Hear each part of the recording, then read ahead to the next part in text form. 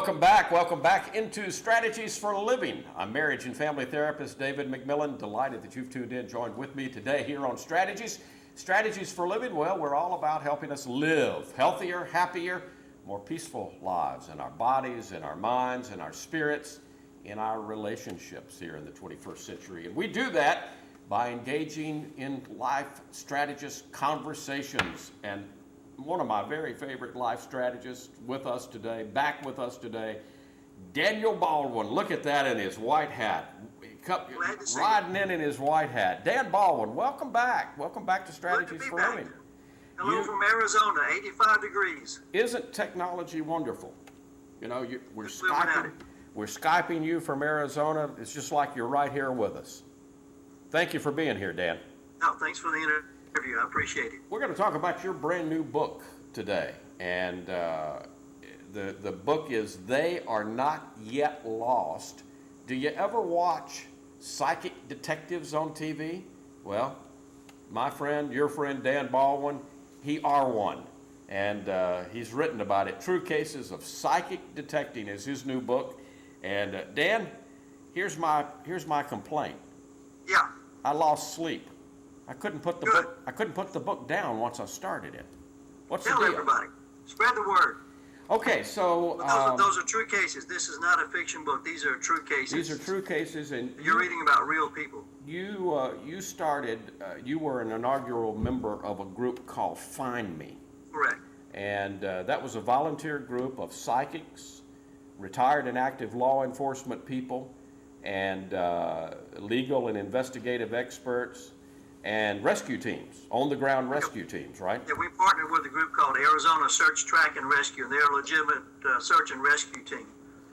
And so sometimes the psychics would work on the location, and then the group would go out and actually, ground pound the location. Now, the last time you were here with us, you were sharing with us about your pendulum, and you were talking about your pendulum. So, your pendulum is your psychic ability, right? Right. All right. So how does that work? Tell me how that works. Well, basically, can I hold up a pendulum here? Please do. See if this works. Can you see that? Yep. All right. A pendulum is a rock on a string, and you swing it back and forth, and then you ask questions, and your subconscious will tell you a yes answer, which is that way, or a no answer, which is that way. Okay. So, is Dave in a studio? I would get a yes. The answer is yes, yeah. Is the studio in a college? I would get a yes. Is the studio upstairs? I would get a yes. And eventually I could locate you by a process of elimination. Okay, so in other words, if you ask enough questions, then the yes and the no, a binary system, gets you down to, you could even get a map out, and you could say, is David in Minnesota? Get a no. Is he in Texas? Get a no. Is he in Exactly. That's Arkansas? how I normally do it. I'll start with, I have started with literally an atlas and worked down to the size of a room, just by process of elimination. Okay. So that's the way that you and your group, that's your contribution to the Find Me group, is these are missing person cases. And I guess one of the most compelling cases in the book, one that really got my attention, Dan, was J.C. Dugard, who many people will remember. This young lady disappeared when she was, what? I believe it was 11. 11. I believe she was 11. Right. She was gone for 18 years. And the case was cold. I mean, the case had gone cold as you can get. Very cold. And then your group got called in to give some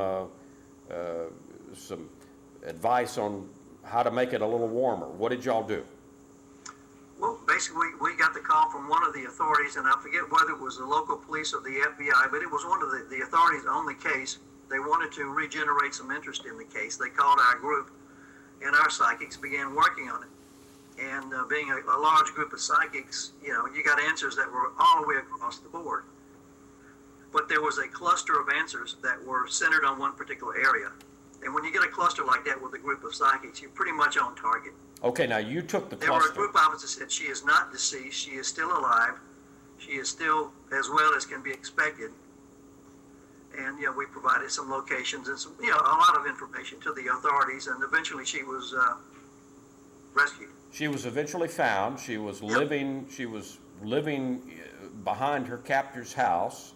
Basically, Right. she was a victim of Helsinki syndrome. She had Exactly. actually had a couple of kids by her captor, and at this point, at the point that she was located finally, she would go out into the community with the man and her kids, and there was the man's wife also, I think, if I'm remembering the case. Right, correct.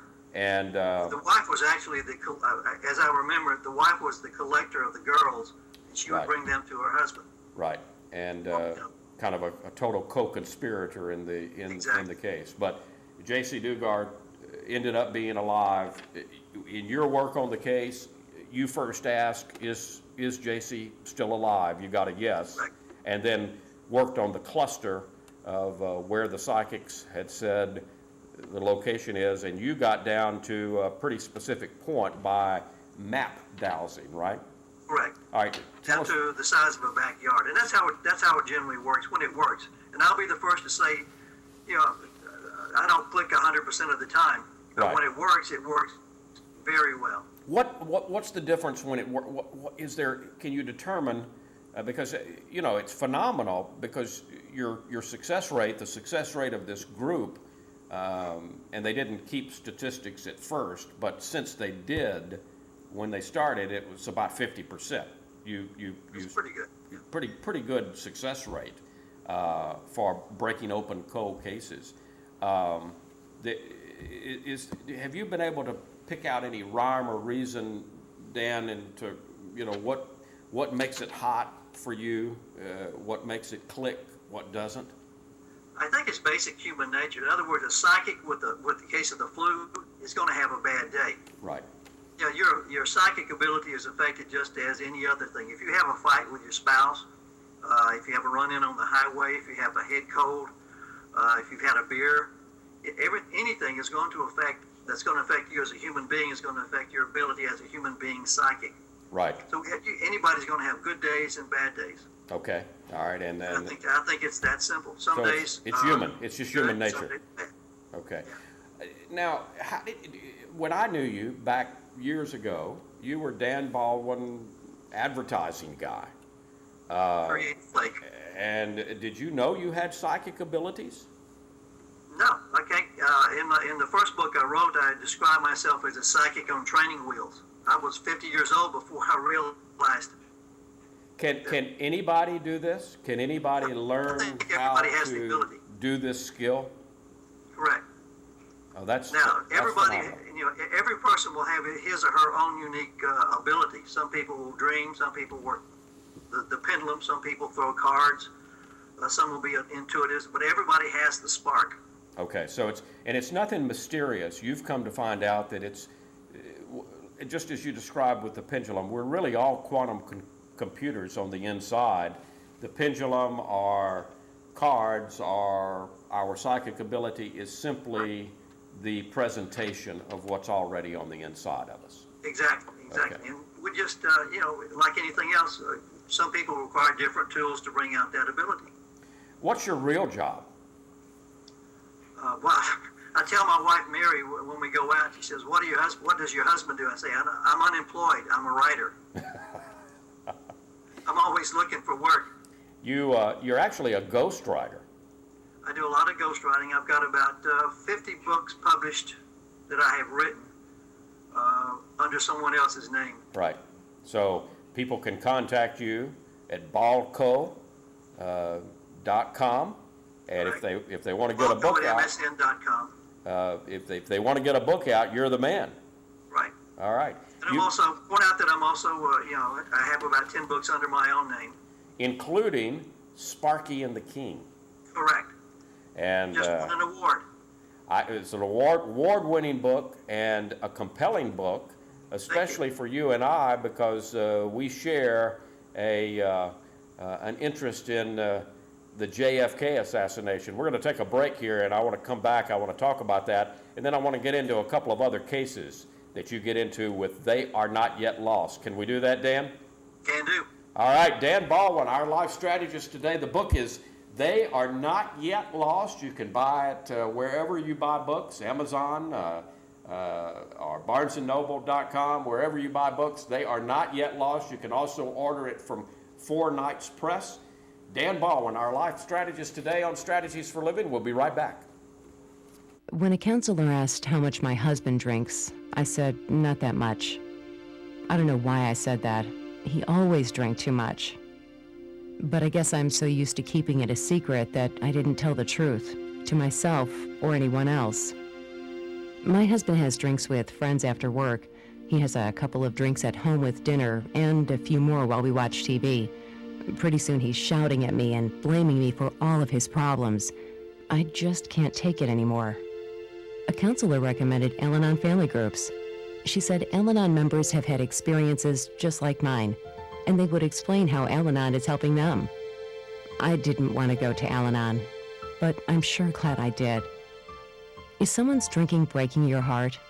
You might be surprised at what you can learn at an Al-Anon family group from people just like you.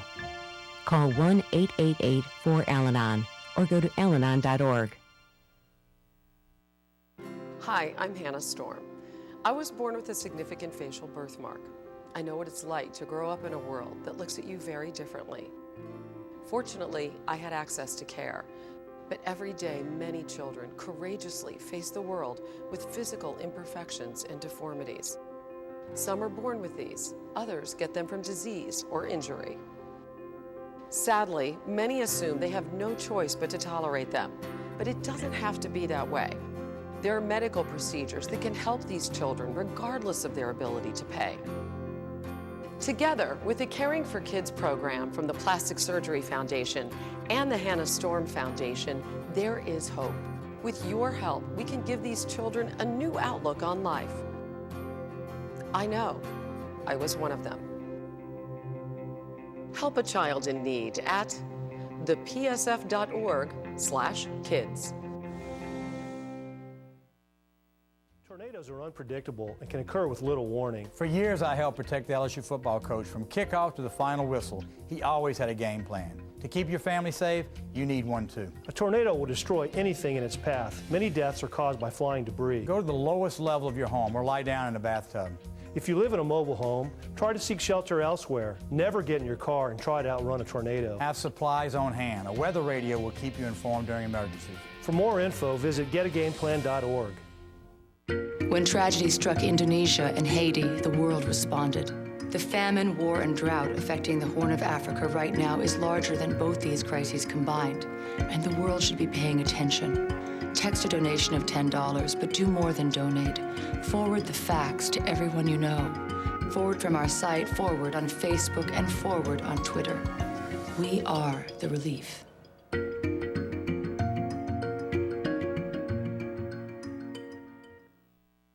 And welcome back. Welcome back into Strategies for Living. I'm marriage and family therapist David McMillan. You are obviously watching Strategies for Living today, but you know you can listen to Strategies for Living. We started on the radio, and we're still there. News Radio 710 Keel every Sunday morning between 9:05 and 10. Also on healthylife.net out of Los Angeles on Thursdays. Also at www.strategiesforliving.com. Today you're watching. And Dan Baldwin is our life strategist today. He's the author of They Are Not Yet Lost. These are true cases of psychic detecting. My only warning to you is that you may not be able to put this book down. And Dan, it's all true. It's all true. Every bit of it. True stories. True stories. Okay, so Or directly from the actual case files, plus my own files, and plus I interviewed a lot of the principals involved. So tell me about Ed Hatfield, because Ed is one of the most interesting cases. You thought you were up a tree, so to speak. Yeah, that's a real tragic case. Ed was looking for had come from North Carolina down to the Phoenix area to look for a job. He was in construction and was having a tough time for some reason. He couldn't find a job. His family and friends got a call, or got a series of calls one day, and they started talking amongst themselves. And it sounded like Ed was saying goodbye. And later on, his truck was found near the Interstate 17 up south of Flagstaff. Right. So eventually, he was listed as missing person. My group was called in to investigate, And we all did our psychic thing, came up with different locations, partnered with our sister group, Arizona Search, Track, and Rescue, and actually did a physical search. And a couple of us psychics, who have boots, went up there and, acted as what they call ground pounders and participated actually in the search. Boots on the ground. Boots on the ground. And you want to tell the full story about the dogs? Yeah, because it's very interesting. We conducted a very proper grid search of the area. You had already, through your pendulum, you had narrowed it down. You knew that you would find Ed within a very, about the size of a couple of football fields, right? Yeah. You had narrowed it down that far. Narrowed it down that far. We all had several hits in that specific area, a place called Rattlesnake Canyon. Right. It turned out. Sounds like a great place, Rattlesnake Canyon. Whoa. It turned out we were searching in a rattlesnake preserve. Oh, great. Oh, yeah. That was wonderful. Something you always want to do. Yeah. But the psychics had hits, in that area. The search and rescue team has to search according to proper procedure, which means they grid it off, which means it's a very slow process. Right. You clear one grid, move on to the next. Clear that grid, move on to the next. You're searching grid by grid by grid. Yep. Grid. And it took us 2 weekends. And the final weekend, one of the dog teams, these are highly trained cadaver track and scent dogs, and they alerted. That means they found what you're looking for in a specific area. Right. And the search team was going all around, looking around, looking around, looking under the trees, looking under the bush. They found nothing. So they went on up the trail and continued the grid search. Found nothing.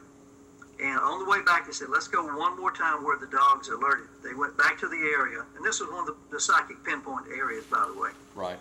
The dogs alerted again. They were looking around, under the bush, under the shrubs, in the grass, and finally somebody had the intelligence to look up, and there was Ed Hatfield. He had tied himself up in a pine tree. He had tied himself to a tree. Up in a tree. Wow. Yeah. And Sad story.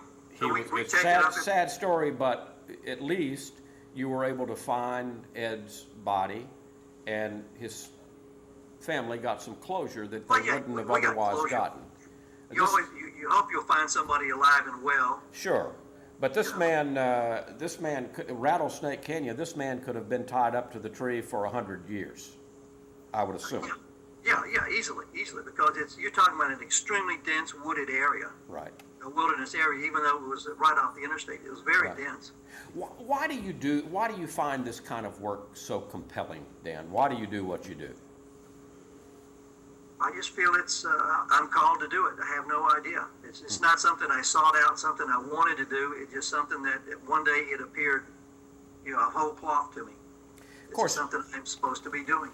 I want to come back and talk about some of your writing, but because we promised we would talk about Sparky and the King, but you write all day, and so you're at your computer all day. That's your job, from sun up to sundown, or before sun up to probably after sundown. Some days you're at that computer pounding away, and so I would imagine this kind of is a different kind of thing for you, isn't it? Yeah. It's a little change of pace. It's not your basic day job. Let me put it that way. No. Can anybody could somebody make a living doing this? Oh, some people do. A lot of people do. Really? Yeah, a lot of very talented psychics. I differentiate between talented psychics and fortune tellers. They're two different groups. But a lot of my friends make their living, doing psychic readings. Yeah. If you were going to consult someone to give you some information, how would you vet them? What would you? I would treat it like you would treat a doctor or anybody that you were hiring. A yard man, or what is your track record? Give me some references, and then I would call the references. Right. So people can do that on Dan Baldwin if they want your work in this area, can't they? Yeah. They can vet you in that way. Yeah. So if you're going to work with a psychic, you're going to be giving over very personal information. Right. You want to make sure you're giving that to someone you can trust, and the way to trust them, you got to check them out. So I'm hearing healthy skepticism. I'm hearing you say healthy skepticism. Yeah, healthy skepticism. Okay. All right. So now let's come back, and if we have time, I want you to tell us another quick case. But let's come back to Sparky and the King. because you've won some awards on this thing. It is centered right here in the Shreveport, Bossier area. Louisiana Hayride. Louisiana Hayride's in there. Stan's Record Shop is in there. Is Strawn's in there? Strawn's is in there. Strawn's is in Southern there. Made Donuts is in there. Southern Made Donuts. So Kickapoo is in there. The Bossier Strip that's right, is in the there. old Kickapoo. Now it's Kickapoo Corner, but some of us old The enough old Kickapoo. that we can remember the old Kickapoo Hotel, Yep. corner of Highway 80 and I wouldn't know about Benton that. Road.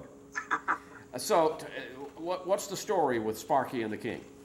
Basically, it's a novelization, of course, but Elvis is getting out of the Army in 1960, and they propose a comeback concert at the Louisiana Hayride, where he got his big start. Municipal Auditorium. This was, Municipal Auditorium. And this is the era of a lot of people were against rock and roll. They called it race music in worse terms. Right. And the Ku Klux Klan of the area wants to get rid of this rock and roll, which is ruining our young people. Let's get rid of Elvis. If we get rid of You Elvis, wanna we get rid of the rock music, and roll. Get rid of the king. Kill the king, you kill the movement. So the Klan hires a professional assassin to come in and kill Elvis Presley. And he selects the Louisiana concert, obviously, as the point of the assassination. But the mob has other ideas. Right. The mob at that time doesn't really care about Elvis, but they see this new rock and roll thing as a money-making venue. In other words, they've got concerts and records and tie-ins and promotion. They were big in the music business. Oh yeah, they're big time in entertainment. So rock and roll means a lot of money. They want to keep Elvis alive because they want to get that money flowing. So the organized crime brings in somebody to prevent the assassination. And that somebody happens to be Sparky. Sparky. Now, if you viewers out there have to think about this now. Yep. But if you're in Louisiana, 1960, you need somebody who's connected with the mafia, someone who's connected with the FBI, local police, the entertainment industry, and who is nearby. Who would you choose? Well, Sparky, of course. Sparky was the nickname of Jack Ruby. the man Sparky who killed Ruby. Oswald 3 years after the events in this novel. Right. But it's pure fiction, but it makes sense. Sparky would be the natural person to choose for that task. And in And he fact, did come to Shreveport and Bossier a lot. Jack Ruby spent a lot of time in Shreveport, Bossier A City. lot of time. Yeah, and actually he owned a club over in Dallas. He'd come over to the old Stark Club. He'd come over to some of the old strip clubs on the Bossier Strip and recruit. Okay, we've got a couple of minutes. One more story from They Are Yeah. Not Yet Lost, Dan. What stands out? Could I tell you about one I've just started working on? Sure, that'd be great. That'll be in the next book. Okay. Are you familiar with the name Johnny Ringo? Yeah, sure. Okay, the Wyatt Earp era? Wyatt Earp era. Okay, a couple of friends of mine, Dwight and Rhonda Hull from southern Arizona, are historians. They're also psychics. Dwight discovered that the John Ringo case is still an open case. It's an Oh, my unsolved goodness. murder. So we are trying to not reopen the case, but we're trying to get a grand jury to look at some new evidence that we have come up with as historians and psychics. And we'll Wow. be writing a book about that. It'll be out next year. Can't wait. Do we have Excuse a the plug, but I had to throw that in there. But do we John have a- Ringo is a cold case, but it is an open case. Well, now we're talking about a real cold case from No 1800s. cold case, but it's Real a cold case. fascinating story. It was ruled a suicide at the time. But yeah, I'm sorry. Go ahead. But this is one of the other things that plays out here in psychic ability. Time knows no bounds. It means nothing. Time means nothing. It means something to you and I. It means something to our viewers. But in the terms of the unconscious mind to it, which is what you're dealing with and what any psychic is Exactly. dealing with, everything is now in the unconscious. So there's no Time is past, there's no future. There's only now in the unconscious. So if you want an answer, you can get that answer now. It doesn't matter if it happened in the 1800s or 2,000 years BC. You can still have access to the information because that information is within you. Yet it's still available, and That that's is- what we're doing. That's absolutely fascinating, Dan. It's absolutely fascinating. So They Are Not Yet Lost is available wherever you buy books. It's True They have to Cases. order it, but it's available. It is, if you go to your bookstore, they can order it for you, but if you go on Amazon.com or BarnesandNoble.com or Four Nights Press, you can All the get a distributors copy have of the book. Dan, this is fascinating. Thank you so much Hey, for thanks, coming Mark. and being our life strategist, and we'll have to have you back soon. Okay, come out to Arizona. I'll show you around. As long as you don't take me to Rattlesnake Canyon and Okay. tie me to a tree. Folks, they are not yet lost. True Cases of Psychic Detecting, Dan Baldwin. Go get it, and thank you for tuning in to Strategies for Living. Don't forget the radio version of Strategies for Living, Sunday mornings, 9:05 to 10 on News Radio 710 Keel and at www.strategiesforliving.com. For Dan Baldwin, I'm marriage and family therapist David McMillan. See you next time here on Strategies for Living.